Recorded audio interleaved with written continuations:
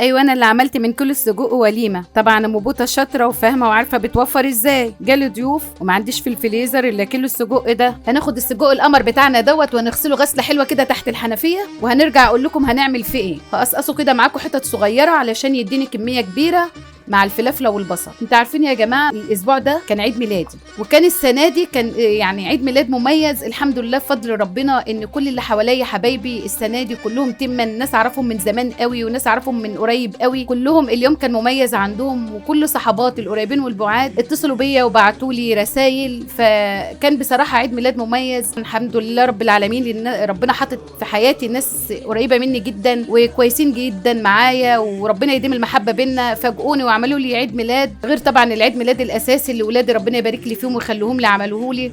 فانا السنه دي فرحانه جدا بمحبه الناس، يا رب دوم محبتهم ليا ودومهم في حياتي نعمه، وربنا يخلي لي اخواتي طبعا ويخلي لي حبايبي كلهم، وربنا يديم المحبه. احسن حاجه في الدنيا يا جماعه والله هو الحب بين اخواتك، الحب بين صحابك، الحب بين عيالك.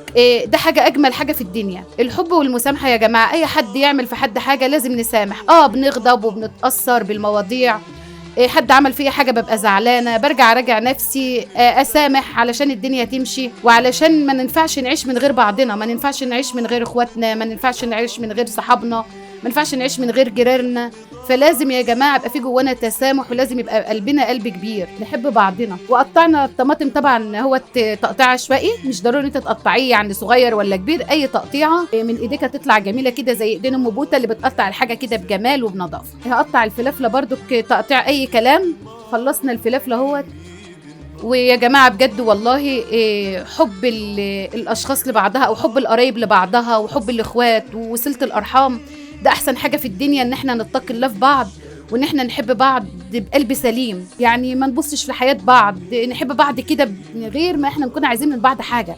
انا بحب اختي عشان هي اختي، بحب صاحبتي عشان هي صاحبتي وقفت معايا في موقف، وقفت معايا في حاجه، بحب جارتي علشان هي اقرب ليا من اي حد. فلازم يا جماعه الحب يكون في حياتنا، ولازم التسامح يكون اكبر حاجه في حياتنا، وباكبر قدر يعني باكبر ما فينا ان احنا نسامح. طبعا انا قطعت الفلافله حتت صغيره اهو.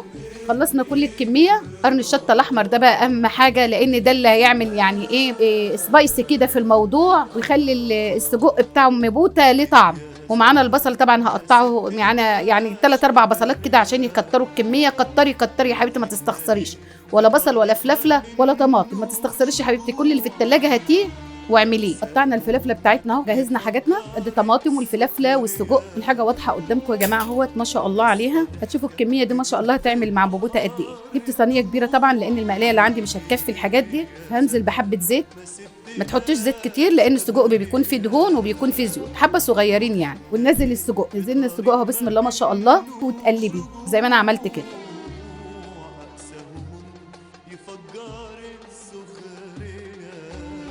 انا عن نفسي يا جماعه بحب السجق متحمر، ما بحبوش بالطريقه دي، بس ولكن علشان الظروف اللي جت لي والضيوف فلازم كنت اعمل كميه وطبق حلو سيرفس حلو كده، علشان حبايبي الامارات اللي عندي دول اعرف اعمل لهم سندوتشات حلوه.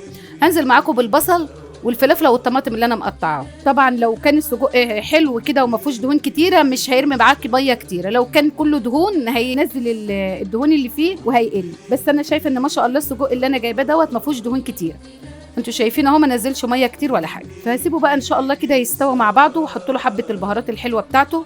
هو طبعا متبهر، ما تحطيش حاجات كتيره علشان السجق بيبقى مبهرينه. هحط له حاجات بسيطه كده عشان الفلفله والطماطم. هقلبهم تقليبه مع بعض اهمت. هدخل حاجه ميكس كده مع بعضها. نزلت بالطماطم طبعا اخر حاجه علشان الطماطم كل ما الحاجه تكون سخنه الطماطم مش هترمي ميتها. هقلبهم تقليبه برده حلوه اهو. هقلب بقى السجق عليهم تقليبه حلوه.